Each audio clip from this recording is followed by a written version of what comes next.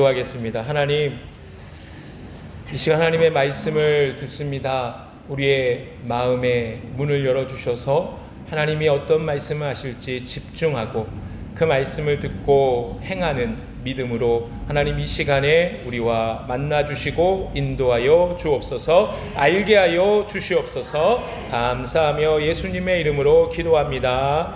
아멘. 제가 가끔 보는 TV 프로그램이 있습니다. 일부러 꼭 그 시간대 보는 건 아닌데 우연히 채널을 돌리다가 보게 된 프로그램이 있어요. 동상이몽이라는 프로그램이 있습니다. 여러분 보신 적 있으십니까? 네, 각 유명 연예인이나 스포츠 스타들의 가정 안에서 일어난 부부 간의 그 일어난 일을 보고 남편은 또 아내는 어떤 생각을 하게 되는지 그 이야기를 솔직하게 보여주는 프로그램입니다.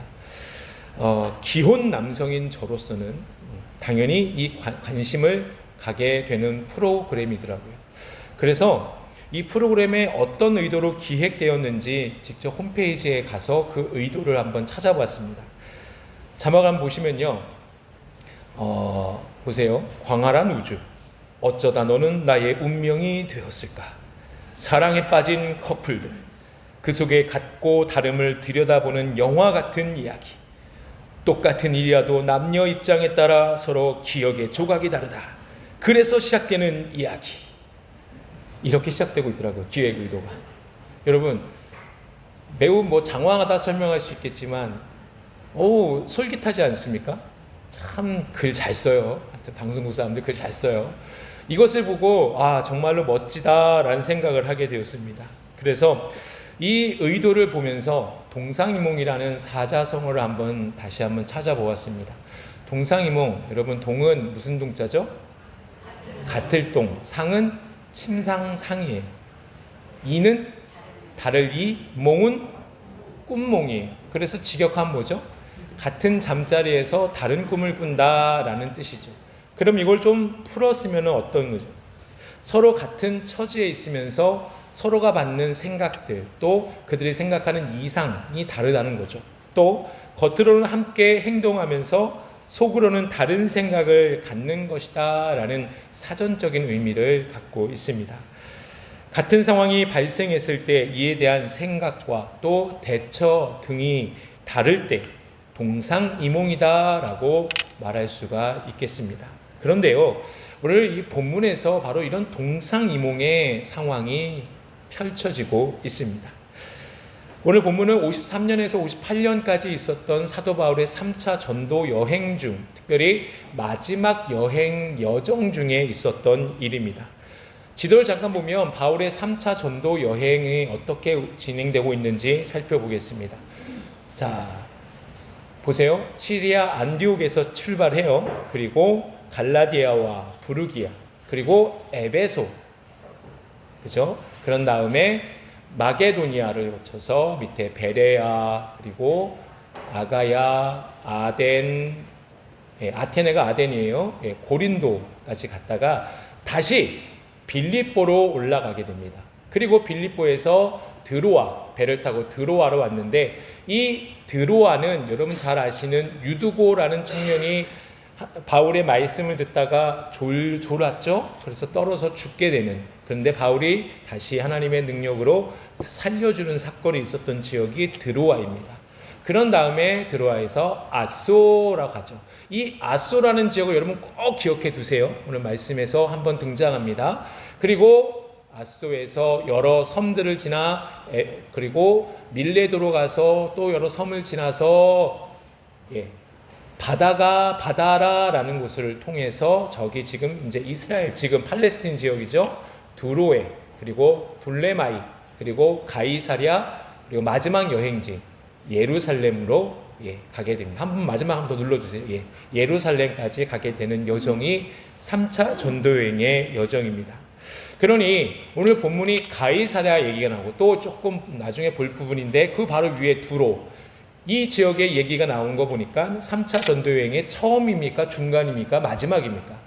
마지막이다라는 것을 여러분 꼭 기억해 두시기 바랍니다. 그런데 여기서 우리가 조금 유심히 볼 부분이 뭐냐? 공식적으로 바울은 3번의 전도 여행을 해요. 첫 번째, 두 번째 전도 여행은 그 종착지가 어디냐? 자기를 파송한 안디옥 교회, 시리아 안디옥, 저기 안디옥 교회에서 출발을 했다 나오잖아요. 거기가 종착지가 됐어요. 그런데 3차 전도 여행의 종착지가 어디입니까? 예루살렘이에요. 예루살렘. 자, 그러면 지금 이런 어떤 궁금증이 생기겠죠. 아니, 왜 3차 전도 여행은 마지막 종착지가 예루살렘이었을까? 왜 거기가 되었을까? 라는 질문을 해본다면 답을 찾아야겠죠. 그 답은 말씀에서 찾을 수 있습니다. 사도행전 20장 22절 한번 읽어보겠습니다. 시작.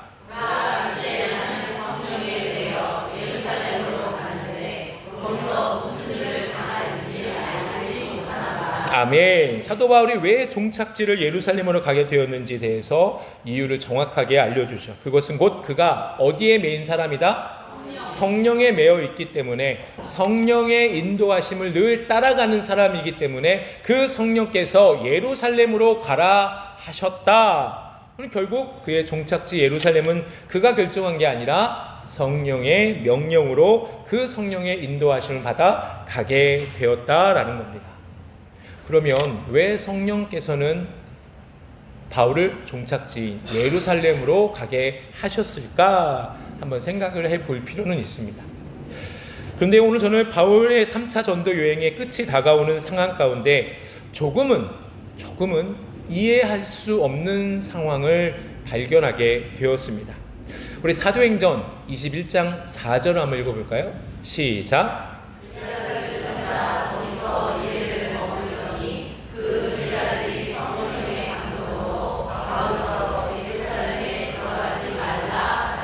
아멘.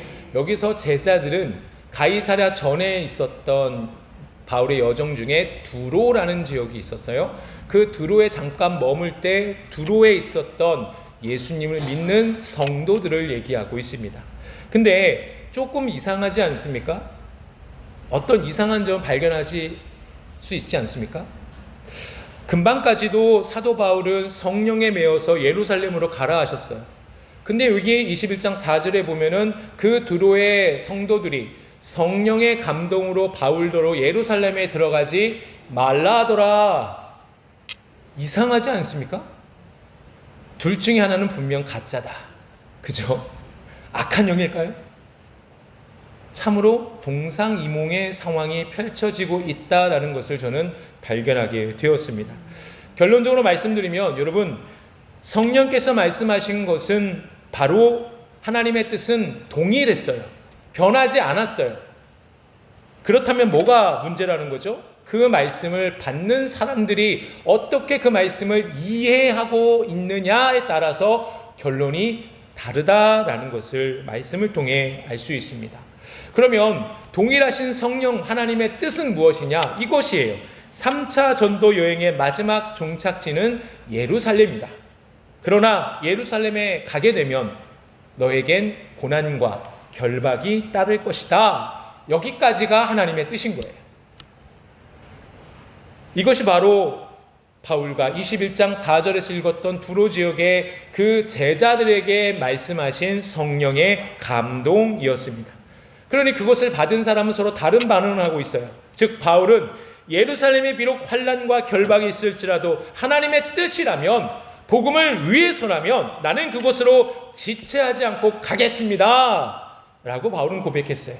반면에 두로의 성도들은 성령님을 통해 바울이 예루살렘에 들어가면 큰 해를 당할 것을 알게 되었기에 단지 그에 따라 성령의 뜻과는 무관하게 인간적인 감정, 아유 바울 어떡해, 그러면 안 되는데, 앞으로 고난 가운데 처하게 될 바울을 사랑하는 그 인간적인 심정으로 그냥 예루살렘으로 가지 못하도록 바울을 권면했던 것입니다.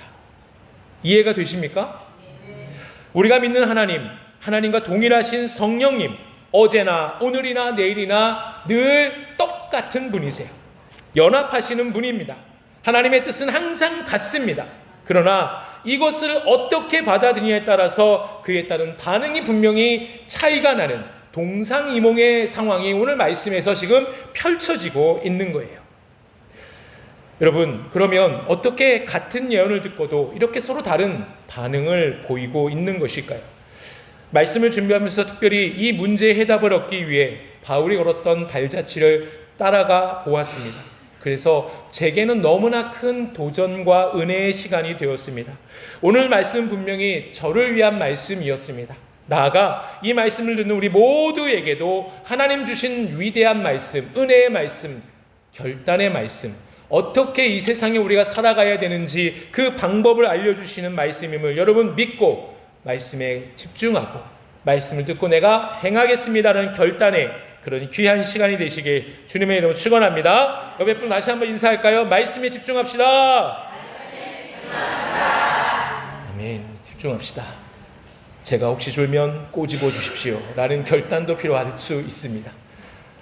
자, 여러분, 그러면 하나님의 뜻을 보여주었음에도 왜 이러한 동상이몽과 같은 다른 결과가 있었을까요? 그 전에 먼저 질문을 하나 하겠습니다. 이것이 무엇에 대해 설명인지 소개인지 한번 맞춰보세요. 어떤 물체가 실제 위치가 아닌 다른 위치에서 보이는 현상. 과학적으로 이 현상을 설명하면 불안정한 대기층에서 빛이 굴절하면서 생기는 것이라고 소개합니다. 보통 사막에서 많이 나타난다고 하죠. 네, 정답은 뭐죠? 신기루입니다. 신기루. 그런데요, 신기루가 이렇게 방금 말씀드린 대로 과학적으로 설명이 돼요. 그런데 사람의 심리적인 영향을 많이 받는 것 같습니다. 사막에서 목을 축일 수 있는 오아시스를 간절히 기대하는 것과 같이 진심으로 내가 간절히 원하는 그 무엇이 있으면 어때요? 사방팔방 모두 그곳으로만 보이지 않습니까? 그런 경험이 없으세요? 저는 그런 경험이 있었습니다. 잠시 소개해드리면 저를 이상하다 여기지 마세요. 저희 집 차가 올란도입니다. 예. 근데 9년 전에 이 차를 샀는데 9년 전에 사기 전에 이 차가 너무 좋았어요. 그때 당시 담임 목사님이었던 도원교회 최재원 목사님은 야, 저게 뭔 차냐? 뭐 저렇게 생겼냐? 라고 저는 되게 좋아했는데 목사님은 보면서 저게 뭐 네모나게 생겨가지고 무슨 차냐 저게? 라고 말씀하실 때 제 마음은 찢어졌습니다. 그럼에도 불구하고 제 눈에는 온통 올란도만 보였습니다. 지나가는 차는 올란도, 소리만 들어도 올란도다. 심지어는 밤에 전조등 그리고 후미등만 봐도 야, 저 올란도다. 결국 어떻게 됐어요? 올란도를 사게 됐어요. 여러분, 내가 정말로 간절히 원하고 또 원하면은 세상이 그것으로만 보이게 되지 않습니까? 여러분도 그런 경험을 하신 적 있습니까? 이것이 어찌 보면은 신기루의 한 부분이지 않을까 저는 한번 생각해 보았습니다. 여러분, 이처럼 성령님이 앞으로 일어날 일에 대해서 알게 되었을 때 이에 대한 반응이 서로 다른 이유가 바로 이들이 평소 어디에 관심을 갖고 있느냐, 나는 살아가면서 무엇에 관심을 갖고 있느냐, 관심의 대상이 누구이고 무엇이냐에 따라서 그 결과가 반드시 다르게 나타난다라는 것을 오늘 말씀을 통해 깨달았습니다. 먼저 바울을 한번 볼까요? 바울의 평상시에 관심의 대상이 누구였을까? 바울은 예루살렘에 환란이 있을 것이라는 성령의 음성을 듣고 곰곰이 묵상하고 하나님의 뜻을 물었습니다. 사도행전 20장 13절 한번 읽어볼까요? 시작.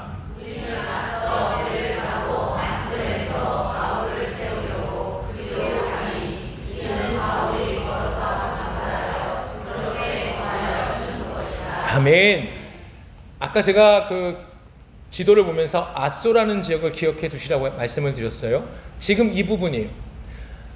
사도 바울은 드로아에서 이제 아소로 가야 되는데 다른 전도 함께하는 전도 여행 모두를 다 배 타고 가라고 했습니다. 하지만 본인은 홀로 아소까지 약 32km 정도 되는 거리를 걸어갔어요. 자, 왜 걸어갔을까요? 왜 홀로 강도를 만날 수 있는 그 길에서 다른 말할 수 없는, 정말 생각할 수 없는 위험이 몰려올 수 있는 그 길을 왜 홀로 걸어갔을까요? 그 이유가 20장 23절에서 알 수 있게 됩니다. 같이 한번 다시 읽어볼까요? 20장 23절 시작.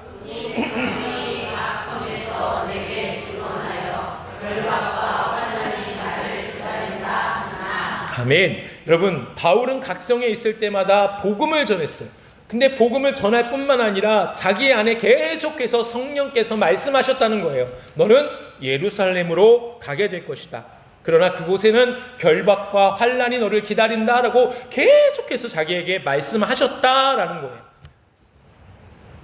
그러니 바울은 분명 이러한 생각을 했을 겁니다. 이러한 예언의 말씀을 제게 보여주신 이유가 무엇입니까? 제가 해야 할 일이 지금도 너무나 많은데 제가 꼭 예루살렘으로 가야 합니까? 이런 어떤 생각과 질문 등 계속해서 하나님의 뜻을 묻고 또 물었습니다. 나아가 환난이 가득한 예루살렘에 어떠한 마음으로 들어가야 할지 다시 한번 자신의 신앙을 재점검하는 시간이 바로 홀로 걸어갔던 32km의 거리였던 것이죠.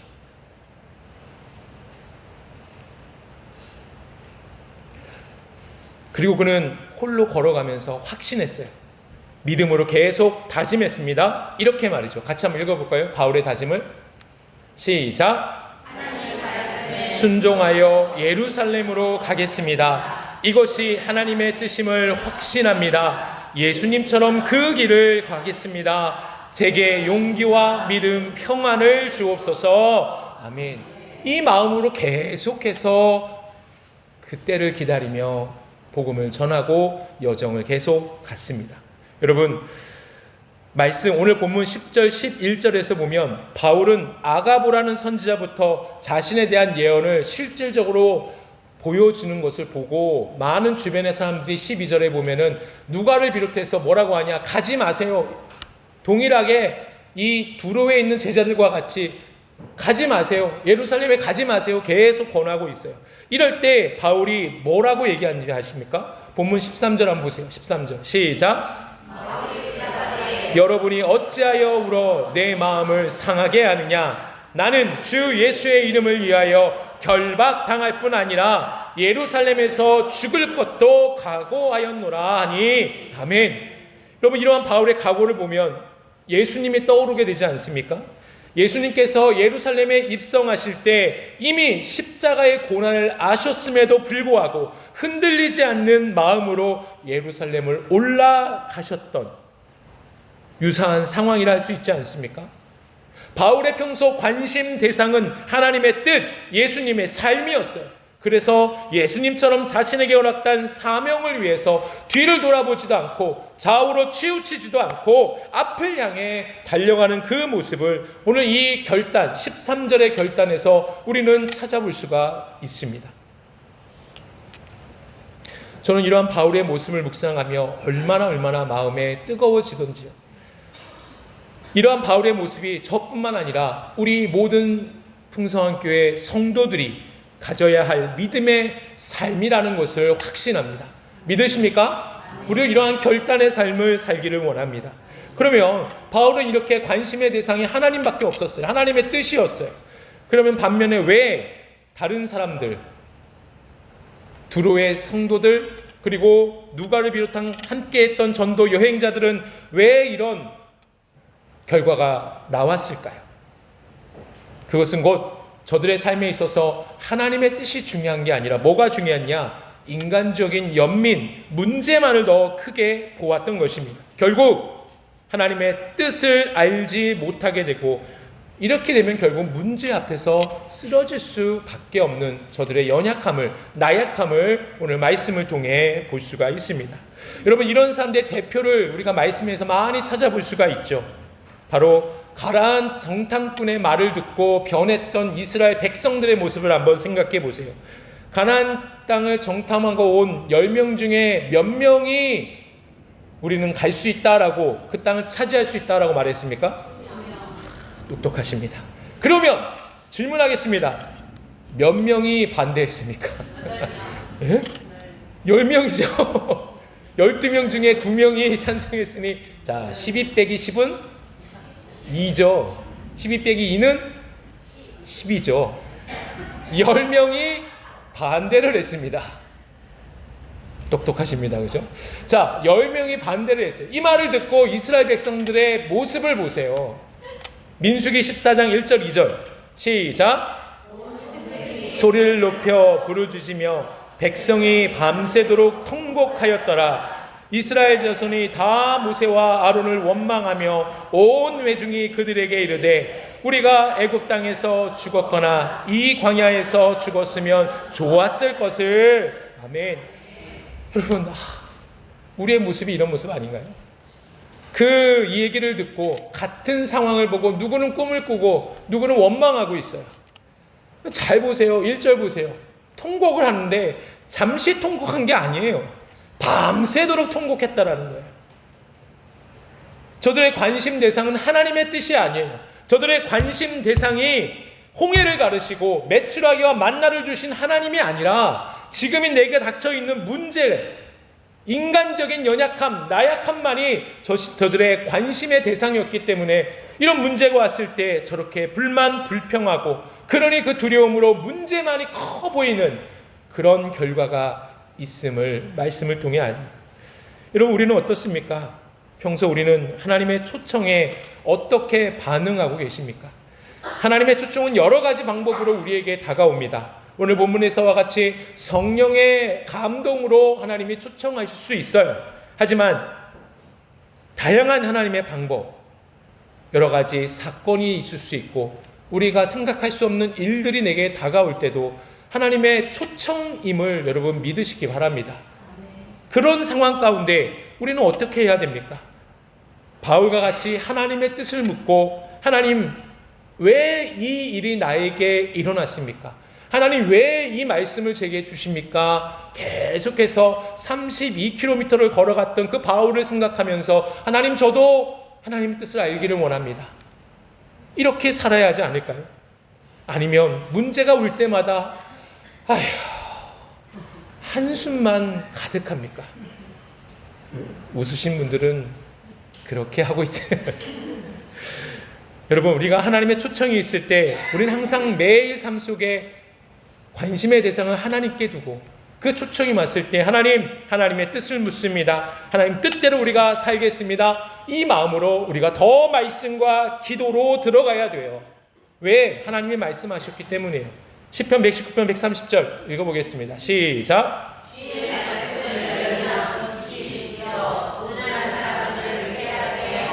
아멘. 우리가 주의 말씀을 가까이 할 때에 우둔한 우리가 지금 우리 주변의 상황에서 일어나는 것들, 하나님의 뜻을 깨닫게 하시는 은혜를 우리에게 분명히 주신다 말씀하셨어요.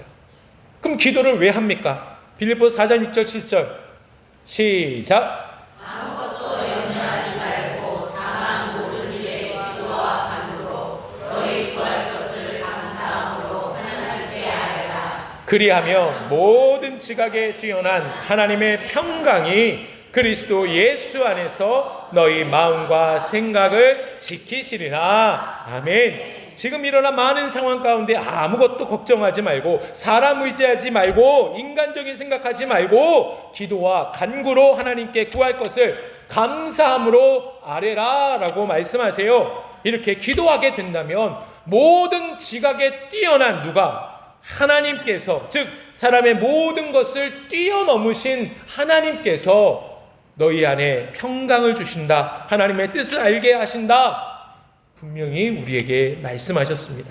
이러한 모습이 바로 오늘 본문에서 바울이 했던 신앙의 모습이며 바로 이 모습이 우리가 본받아야 할 모습임을 여러분 믿으시기를 바랍니다. 말씀을 정리합니다. 하나님께서 환난과 결박이 있는 예루살렘으로 바울을 보내신 진짜 이유가 무엇인지 아십니까? 그것을 알려면 하나님 정말로 대단하시네요. 하나님 정말로, 하나님의 그 계획과 섭리는 위대하고 위대합니다 고백할 수밖에 없습니다.